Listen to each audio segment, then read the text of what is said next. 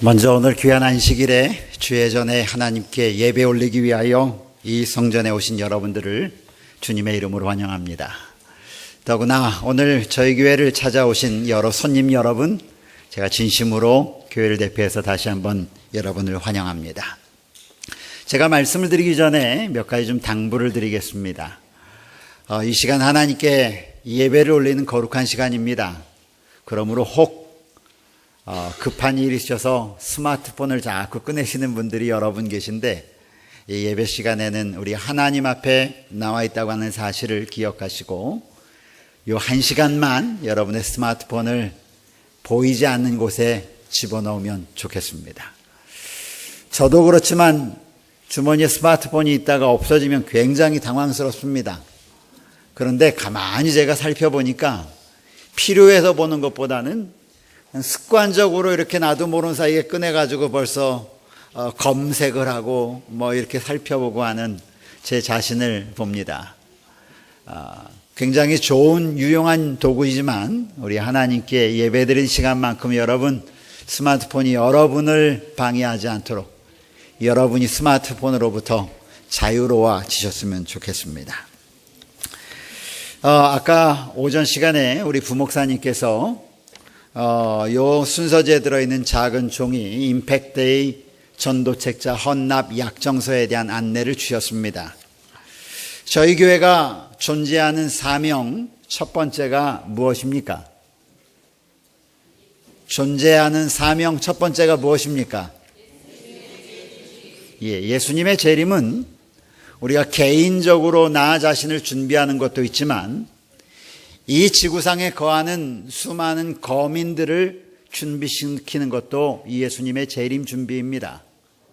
저희가 전 세계적으로 4월 15일을 특별한 안식일로 지정하여 전 세계에 있는 우리 재림 교인들이 다 같이 책자를, 예수님의 재림의 소식이 들어져 있는 책자를 준비하여 나누는 안식일로 우리 모두 함께 정했습니다. 아마 이 안식일에 전 세계의 모든 거주하는 백성들이 이 책을 받는 일들을 저희가 기도하며 준비하고 있습니다. 그러므로 우리 교문이교회 성도들께서도 들어오실 때 받으셨던 이 용지를 예수님의 재림을 준비하는 일에 동참하는 우리 활동으로서 함께 참여해 주시기 바랍니다. 몇 분은 중요하지 않습니다.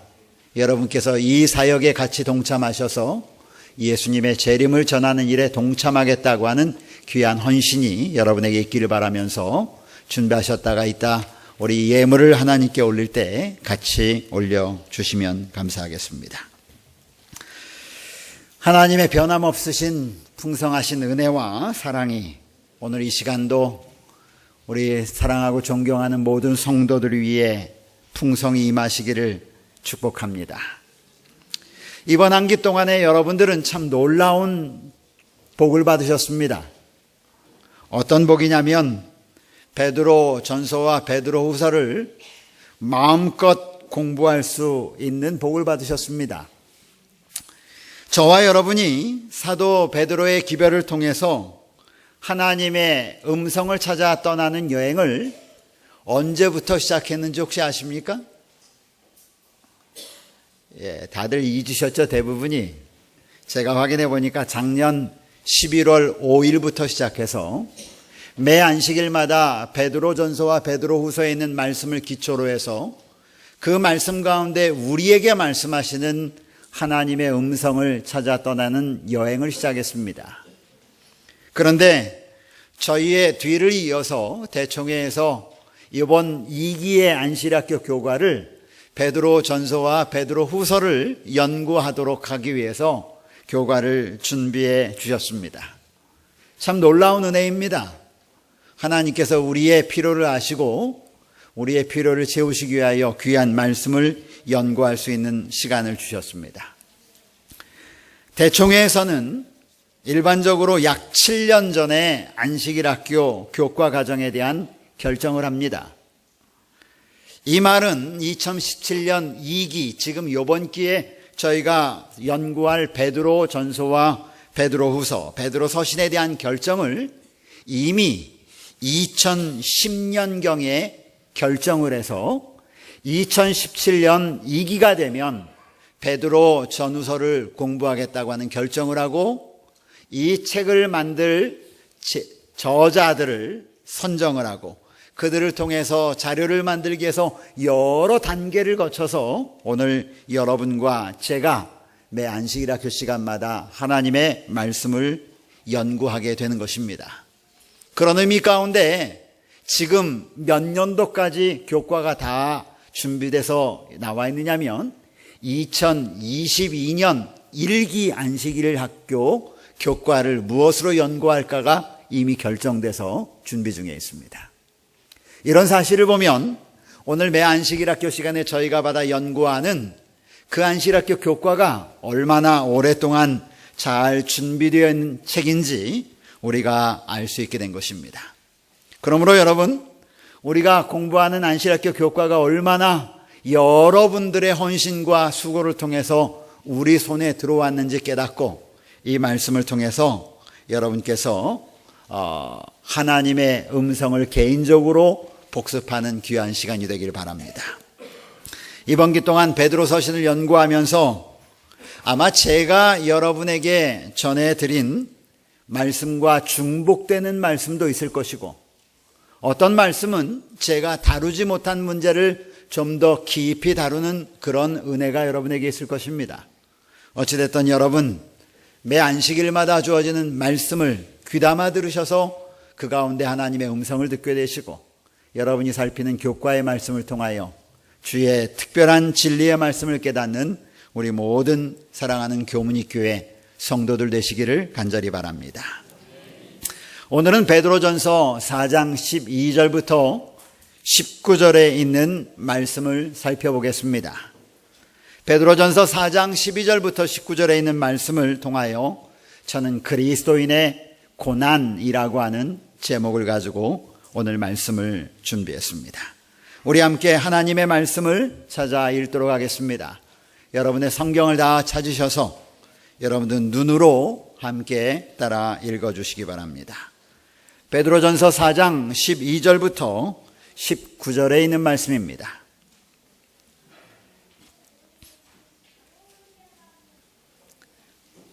사랑하는 자들아, 너희를 연단하려고 오는 불시험을 이상한 일 당하는 것 같이 이상히 여기지 말고 오히려 너희가 그리스도의 고난에 참여하는 것으로 즐거워하라. 이는 그의 영광을 나타나실 때에 너희로 즐거워하고 기뻐하게 하려 함이라. 너희가 그리스도의 이름으로 치욕을 당하면 복 있는 자로다. 영광의 영, 곧 하나님의 영이 너희 위에 계심이라.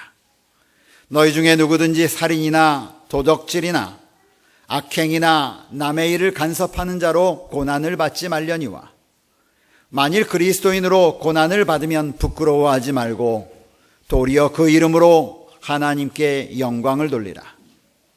하나님의 집에서 심판을 시작할 때가 되었나니 만일 우리에게 먼저 하면 하나님의 복음을 순종하지 아니하는 자들의 그 마지막이 어떠하며 또 의인이 겨우 구원을 받으면 경건하지 아니한 자와 죄인은 어디에 서리요. 그러므로 하나님의 뜻대로 고난을 받는 자들은 또한 선을 행하는 가운데에 그 영혼을 미쁘신 창조주께 의탁할지어다. 오늘 본문의 말씀은 그리스도인이기 때문에 받는 고난에 대해서 말합니다. 그렇다고 모든 그리스도인들이 매 순간마다 고난을 경험하는 것은 아닙니다. 고난 없이 사는 그리스도인들도 많지요. 고난 여러분 어떻습니까? 고난이라고 하는 단어를 들을 때에 여러분 기뻐 받을 수 있습니까? 별로 좋지 않습니다. 이 세상에 사는 사람들 가운데 고난을 좋아하는 사람이 얼마나 되겠으며 고난을 즐거워할 사람이 어디 있겠습니까? 저도 고난을 받는 것을 좋아하지 않습니다. 피하고 싶습니다. 고난하면 고통스럽고 고난하면 힘들고, 고난하면 도망치고 싶고, 거절하고 싶지요. 그런데 오늘 성경 말씀은 도리어 4장 13절에 기록하기를 고난을 받으면 즐거워하라고 말합니다. 고난은 힘들고 어려운 것인데 왜 사도 베드로는 오늘 이 말씀을 열고 있는 하나님의 성도들을 향하여 말하기를 도리어 즐거워하라고 말하고 있습니까? 오늘 하나님께서 고난을 겪는 하나님의 성도들에게 주시는 베드로의 서신을 통해 21세기를 살아가고 있는 하나님의 백성들에게 어떤 권면의 말씀을 주기를 원하실까요?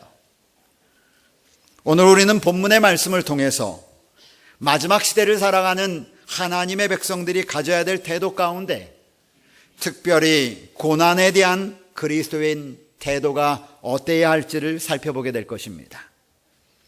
오늘 말씀을 통하여 모든 성도들이 저는 간절히 바라기는 더 높은 영적 시야를 갖게 되기를 간절히 바랍니다. 그리고 더 높은 하나님의 뜻이 어디에 있는지 자신을 살펴보는 귀한 시간이 되기를 간절히 기도합니다. 첫째, 왜 사람들은 고난을 경험합니까? 고통을 경험합니까? 우리의 삶에 고난을 반기는 사람이 한 사람도 없는데도 왜 우리는 고난을 당할 수밖에 없습니까? 오늘 우리가 읽은 성경 말씀을 가만히 살펴보면 사도 베드로는 우리가 받게 되는 고난에 대하여 두 가지의 원인이 있다고 성경은 기록하고 있습니다. 첫 번째는 15절에 나타나 있는 고난에 대한 이야기입니다. 15절에 있는 성경 말씀을 보면 너희 중에 누구든지 살인이나 도덕질이나 악행이나 남의 일을 간섭하는 자로 고난을 받게 된다라고 성경은 기록하고 있습니다. 이 세상의 고난 가운데 어떤 고난은 우리의 죄와 우리의 잘못된 행실들 때문에 오는 고난이 있습니다. 그런 고난에 대해 성경은 기록하기를 살인하는 것이고 도둑질하는 것이고 악행을 부리는 것이라 이런 단어를 사용하여 그런 고난의 원인에 대해서 말합니다. 여러분 어떻게 생각하십니까? 이런 고난에 대하여 사도 베드로가 즐거워하라라고 말했을까요? 살인, 도둑질, 악행, 이 땅에서 벌어지는 우리의 잘못 때문에 이르러 오는 고난을 받아도 즐거워하라는 말씀, 그런 것은 아니라는 것을 여러분들은 이미 잘 아실 것입니다. 우리의 잘못된 행실들 때문에 이르러 오는 고난을 성경은 분명히 기록하기를 그런 고난은 받지 말라고 15절 후반부에 분명하게 기록하고 있습니다. 그렇다면 사도 베드로가 오늘 우리에게 그리고 1세기의 각지에 흩어져 있는 하나님의 백성들에게 너희가 고난을 받으면 온전히 즐거워하라라고 말씀하신 그 고난은 어떤 고난을 의미합니까? 이 고난에 대해 사도 베드로는 기록하기를 13절에 그리스도의 고난이라고 묘사했으며 14절에는 그리스도의 이름으로 받는 치욕이라고 이야기했고 16절에는 그리스도인으로 받는 고난이라고 기록하면서 그리스도인이 당하는 고난은 바로 여기서 말한 즐거워하는 고난은 하나님의 편에 머물기 때문에 받는 고난을 말한다고 성경은 기록하고 있습니다. 사랑하는 성도들이여, 그리스도인들도 고난을 당합니까? 어려움과 시련에 노출될 때가 종종 있습니까? 있습니다. 그리스도인들도 고난과 어려움을 당합니다. 우리의 신체와 관련된 어려움을 당하기도 합니다. 건강에 대한 고난입니다. 때때로는 경제적인 어려움과 고난을 겪기도 합니다. 그리고 때때로는 직업과 관련된 어려움을 겪기도 합니다. 그런데 이런 고난들은 그리스도인이기 때문에 받는 고난이 아니라 이 땅에 태어난 모든 사람들이 다 동일하게 받는 고난이기도 합니다. 얼마 전 제 딸 아이 민경이가 교통법규를 위반했다고 스티커 한 장이 날아왔습니다. 아침에 학교에 급하게 출근하다가 보니까 차선을 위반한 모양입니다. 그래서 그 위반한 차선을 경찰이 잡은 것이 아니라 뒤에 쫓아오던 차가 블랙박스로 찍어가지고 그것을 인쇄를 해가지고 경찰서에다 신고를 해서 꼼짝없이 아주 거액의 범칙금이 나왔습니다. 이 아이가 집에 와서 이런 이야기를 했더니 말도 안 돼. 왜? 이 차도 나 쫓아왔거든. 위반한 차를 신고한 것입니다. 그런데 우리 아이 차에도 뒤를 가리키는 블랙박스 카메라가 달려 있습니다. 그래서 그것을 같이 찾아서 찍어서 넘기면 어떨까 했는데 저희가 스티커를 받은 날은 위반하고 난 다음에 한참 지난 후였기 때문에 벌써 다 기록이 사라졌습니다. 이것 때문에 벌금을 냈습니다. 벌점도 맞았습니다.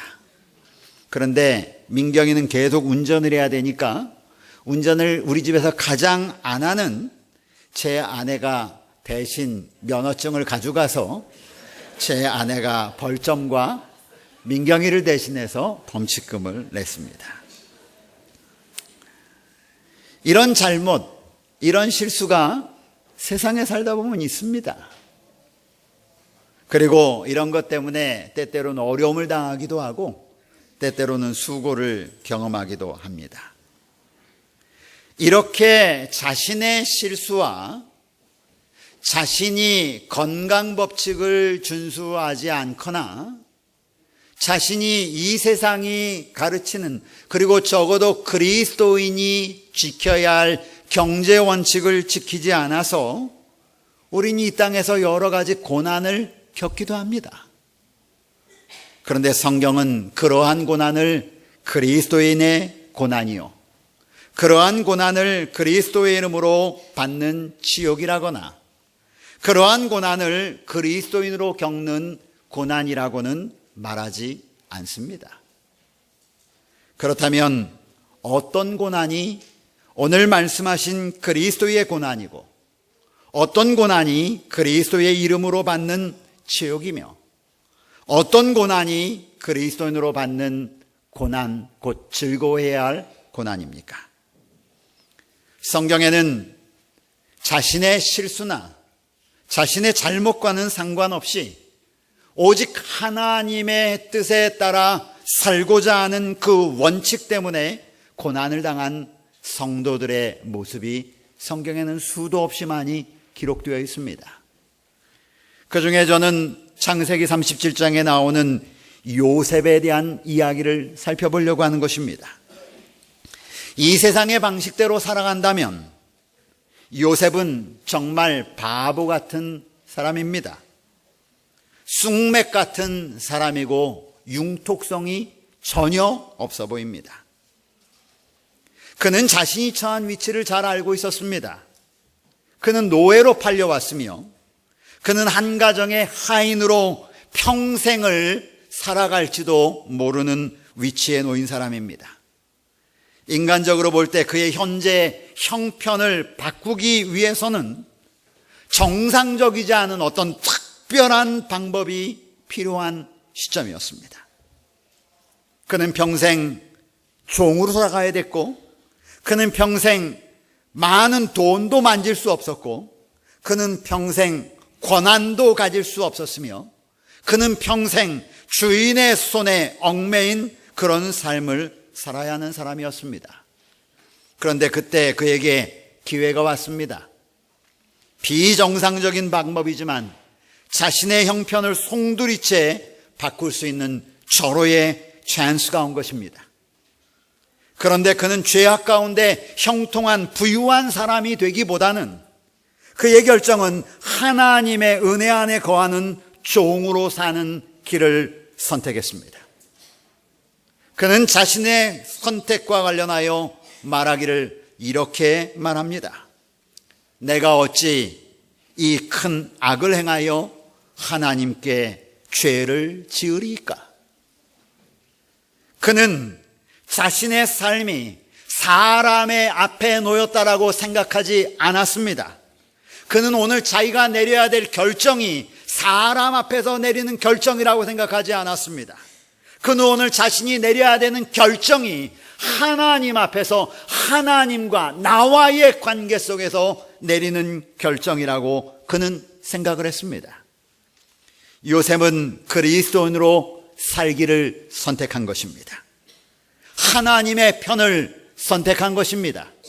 요셉은 많은 사람들이 가기에 고난을 넘어서 편하게 갈 수 있는 길이 있었지만 그 길이 하나님의 길이 아니기에 그는 고난을 두려워하지 아니하고 그는 그리스도인으로 하나님의 편에 서기로 선택한 것입니다.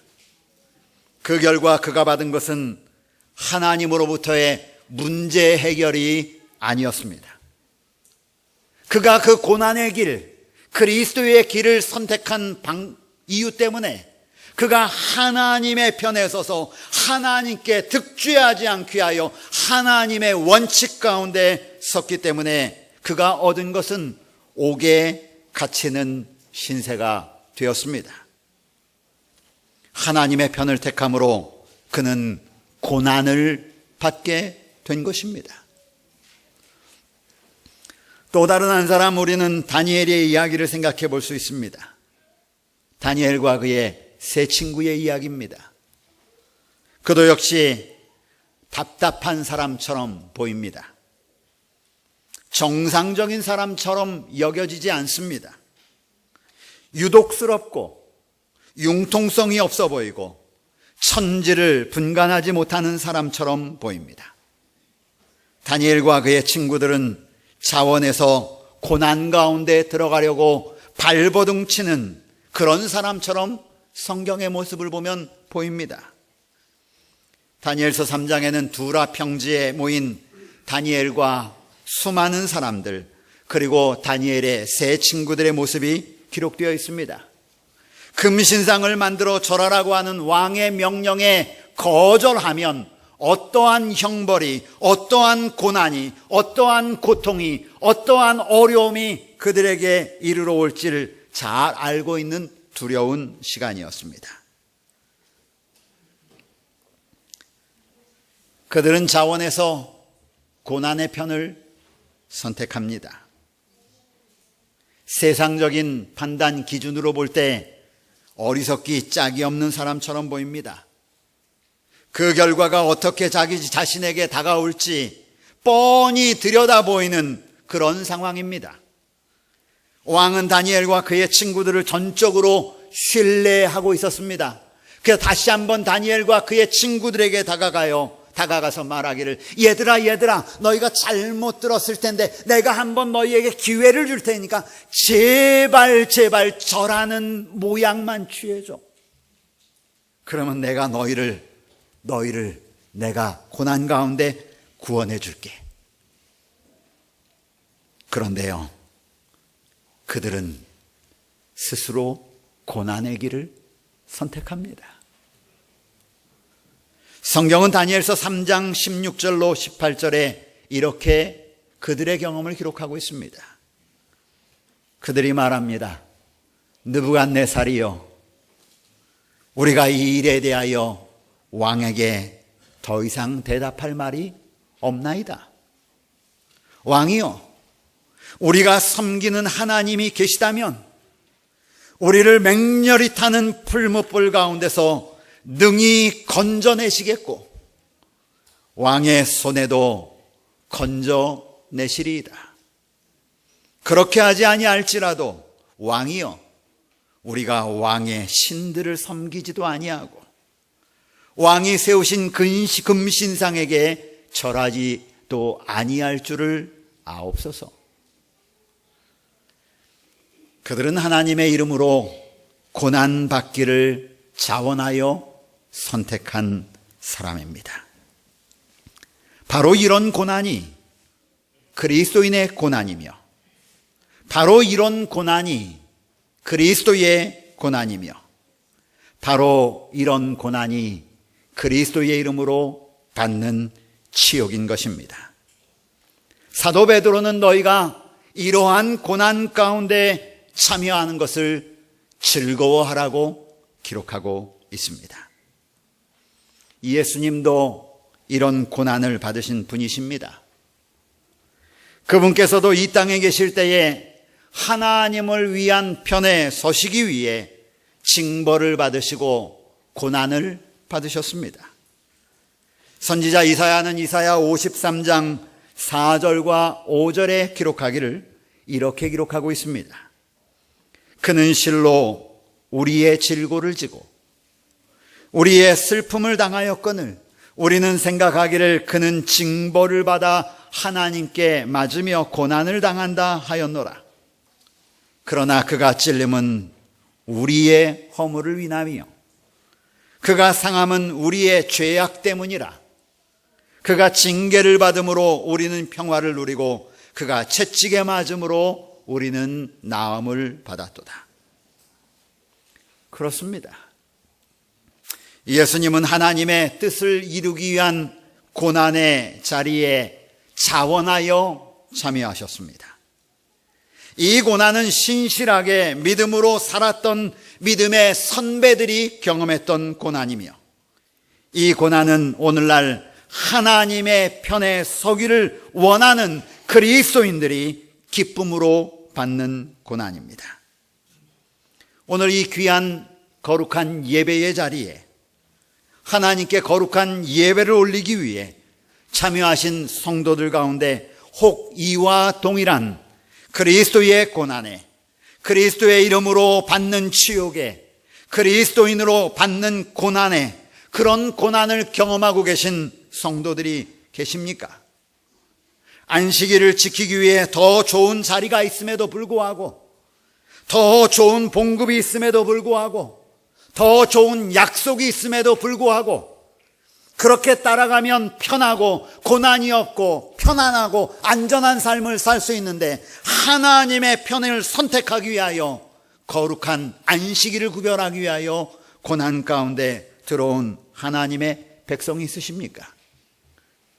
하나님과의 거룩한 서원, 곧 내 몸을 하나님 기뻐하시는 산 제사로 드리기 위하여 거룩한 서원으로 나의 몸을 지키기 위하여, 절제의 원칙을 지키기 위하여 직장인들이 조롱하지만 거룩한 몸을 지키기 위하여 술을 몸에 대거나 담배로 내 몸을 더럽히지 않기 위하여 서원하고 조롱 가운데 혹시 어느 정도의 고난을 겪는 자들이 계십니까? 나의 가족들이 이해하지 못합니다. 너는 온 가족들이 기뻐하는 거룩한 그리고 기쁜 가족의 행사가 있는데도 불구하고 왜 그날 오지 않아? 이게 매번 있어? 평생 가야 한 번 있는 일인데 그날 좀 오면 안 되니? 세상의 원칙에 따라 우리는 그저 안식일에 행해지는 결혼식과 안식일에 행해지는 가족 모임에 갈 수 있습니다. 그러나 그리스도의 고난에 동참하기 위해서, 그리스도 이름으로 받는 치욕을 감당하기 위하여, 그렇게 하는 것이 그리스도인으로 마땅히 가야 할 길이기에 주저하지 않고 하나님의 고난 가운데 참여하는 성도들이 계십니까? 하나님의 영광과 하나님의 거룩함으로 구별되기 위해 세상의 원칙이 아닌 하나님의 나라의 원칙으로 살기 위해 고난 가운데 있는 성도가 있다면, 오늘 우리에게 주어진 이 말씀이 크게 용기와 위로가 되기를 간절히 바랍니다. 사도 베드로는 말하기를 너희가 그리스도의 고난에 참여하는 것을 즐거워하라. 즐거워하라. 그렇게 우리에게 말씀합니다. 고난을 받음에도 불구하고 즐거워해야 할 이유가 무엇입니까? 오늘 우리가 본 주제 성경절에는 그 이유를 세 가지로 이렇게 말씀하고 있습니다. 첫째, 14절은 말하기를 예수님의 재림 때 즐거워하고 기뻐할 수 있게 될 것이라고 말합니다. 우리 성경에는 14절을 이렇게 말합니다. 영광의 영 곧 하나님의 영이 너희 위에 임하시리라. 이 영광의 영 하나님의 영이 우리 위에 임할 때가 언제인가? 예수님께서 재림하실 그 순간입니다. 그러므로 여러분이 그리스도의 이름으로 받는 고난을 아파하거나 후회하지 마십시오. 예수님의 이름으로 받는 고난은 특권임을 기억하시기를 간절히 바랍니다. 둘째, 왜 즐거워해야 합니까? 15절은 말합니다. 죄송합니다. 제가 잘못했네요. 그렇죠? 13절에 예수님의 재림 때에 즐거워하라고 말하고 있고 14절에 영광의 영 곧 하나님의 영이 머무는 복 있는 사람이 된다라고 성경은 기록하고 있습니다. 그리고 세 번째는 심판의 때가 시작할 때가 되었기 때문에 너희가 즐거워하라고 성경은 우리에게 말합니다. 이제 저는 말씀을 마치면서 우리 하나님의 백성들이 고난을 대하는, 특별히 그리스도의 이름으로 당하는 고난을 대하는 여러분의 영적인 눈이 밝아지게 되기를 주님의 이름으로 축복합니다. 사도 베드로는 마지막으로 19절에 결론적으로 우리에게 이렇게 권면합니다. 19절입니다. 그러므로 하나님의 뜻대로 고난을 받는 자들은 또한 선을 행하는 가운데 영혼을 미쁘신 창조주께 의탁할지어다. 아멘.